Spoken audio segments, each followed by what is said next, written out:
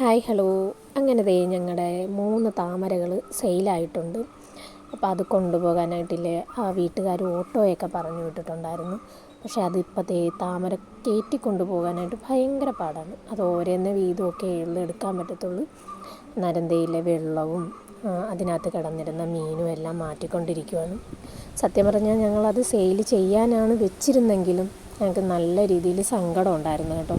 സങ്കടമെന്ന് പറഞ്ഞു കഴിഞ്ഞാൽ നമ്മൾ ഇത്രയും നാൾ നോക്കി അത് നല്ല സേഫായിട്ട് അത് രാവിലെ എഴുന്നേൽക്കുക, വെള്ളം ഒഴിക്കുക, അതിനെന്തെങ്കിലും പറ്റിയോന്ന് നോക്കുക, അങ്ങനെയെല്ലാം ചെയ്ത് വൈകിട്ടും അതേപോലെ തന്നെ മോൻ വന്നിട്ട് ഇളയാൾ വന്ന് അത് വെള്ളം ഒഴിക്കുക എല്ലാം ചെയ്യുമ്പോഴൊക്കെ ഞങ്ങൾക്ക് നല്ല സന്തോഷമായിരുന്നു.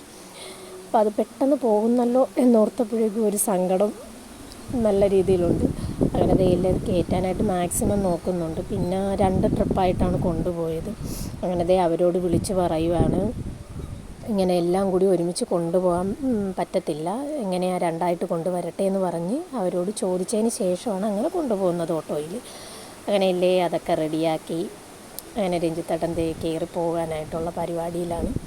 അങ്ങനെ വണ്ടി അങ്ങ് ദൂരോട്ട് പോകുമ്പോൾ തൊട്ടേ എനിക്കൊരു ഭയങ്കര ബുദ്ധിമുട്ടായിരുന്നു. അതിൻ്റെ ഇടയ്ക്ക് രഞ്ജിത്തേട്ടൻ പറയുന്നുണ്ടായിരുന്നു പോയിട്ട് വരാമെന്ന്. അപ്പോൾ ഇത്രയേ ഉള്ളൂ. Tata bye bye, see U.